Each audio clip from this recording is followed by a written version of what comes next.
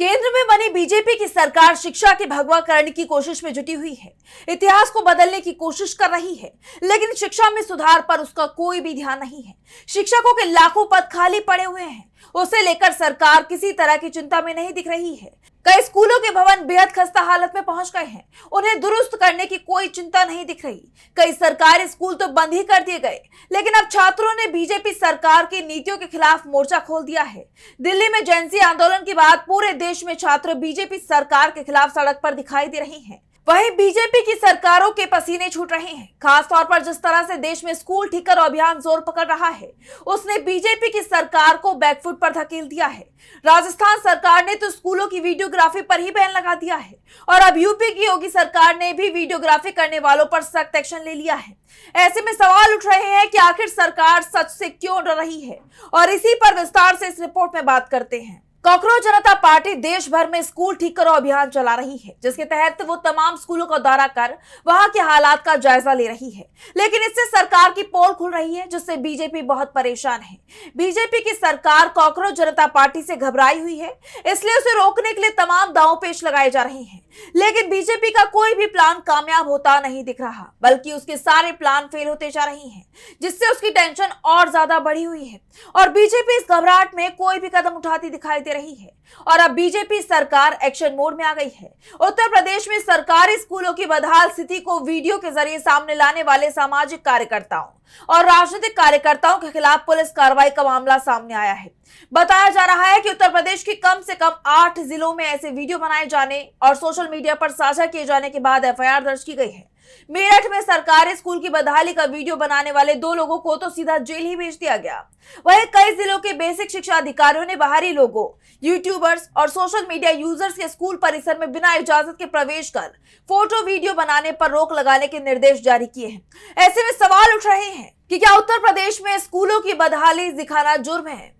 क्या उत्तर प्रदेश की योगी सरकार डर गई है, या फिर कुछ और वजह है? यूपी में जिस तरह से आए दिन छात्र सड़कों पर उतर रहे हैं, उनकी कई वीडियो सामने आ रही हैं, जिसमें वो अपने स्कूलों की बदहाल व्यवस्था, शिक्षकों की कमी समेत तमाम मुद्दों पर प्रदर्शन कर रहे हैं, सरकार के खिलाफ नारेबाजी कर रहे हैं।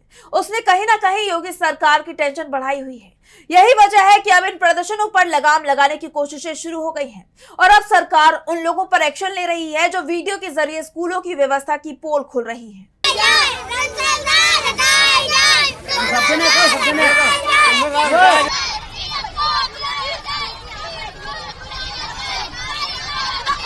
यही पढ़ा रहे हैं हम, यही पढ़ा रहे हैं। अगर आपके बन जाते तभी आप यही सुविधा रखते क्या?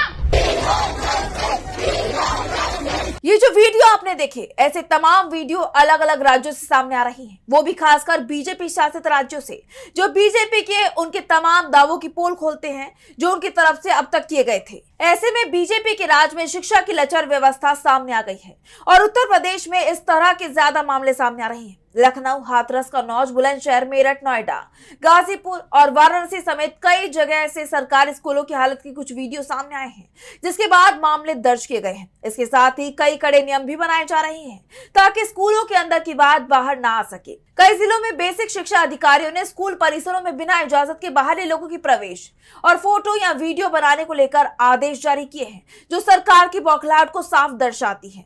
योगी सरकार इस वक्त जिस बात से सबसे ज्यादा परेशान है, वो है उनकी नाकामी, क्योंकि उत्तर प्रदेश में करीब 10 साल से बीजेपी की सरकार है, योगी आदित्यनाथ सीएम है, और सरकार की नाकामी इस तरह सामने आ रही है, वो भी छात्रों के जरिए। अभी हाल ही के दिनों में कई ऐसे वीडियो सामने आए हैं जिसमें छात्र खुद मोर्चा संभालते हुए दिखाई दे रहे हैं।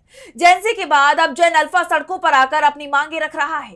कन्नौज के सरकारी स्कूल में छोटे छोटे बच्चे सड़क पर उतर आए, जिनका वीडियो सामने आया। पहले आप ये वीडियो देखिए, जिसमें बच्चे नारेबाजी कर रहे हैं।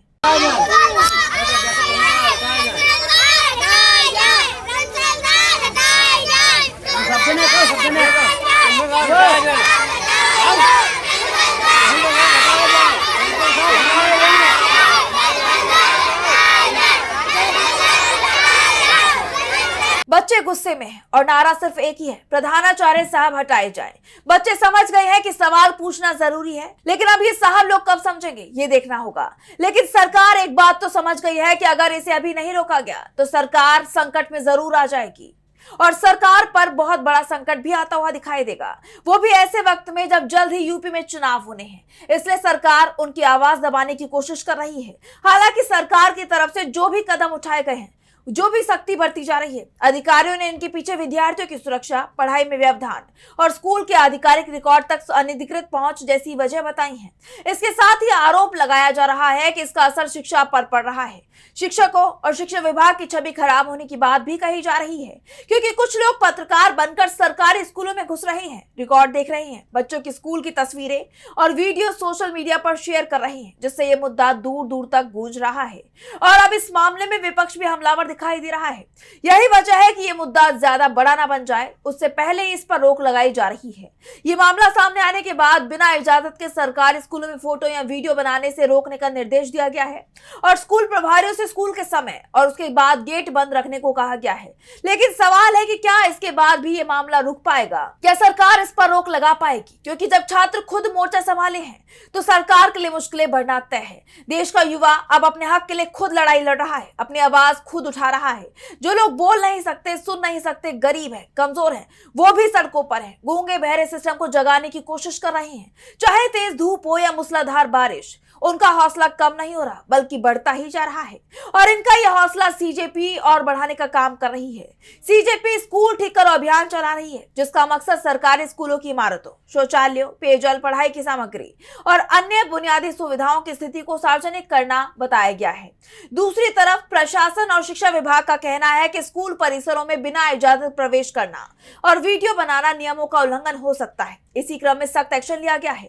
मेरठ में स्कूल का वीडियो बनाने वाले 2 लोगों को जेल भेज दिया गया है। जब जब जुल्म जुल्म करेगा सत्ता के गलियारों पे, चप्पा चप्पा गूंज उठेगा इनकलाब के नारों से। जय हिंद साथियों, आज हम हैं मेरठ के एक और सरकारी स्कूल में, जो एसडीएम ऑफिस से मात्र 300 मीटर की दूरी पर है। तो आइए देखते हैं इस स्कूल की क्या कंडीशन है, कैसे हालात हैं। इस स्कूल की पोल तो इस टूटे गेट ने ही खोल दी है। आइए देखते हैं कमरे के अंदर चल के क्या हाल है।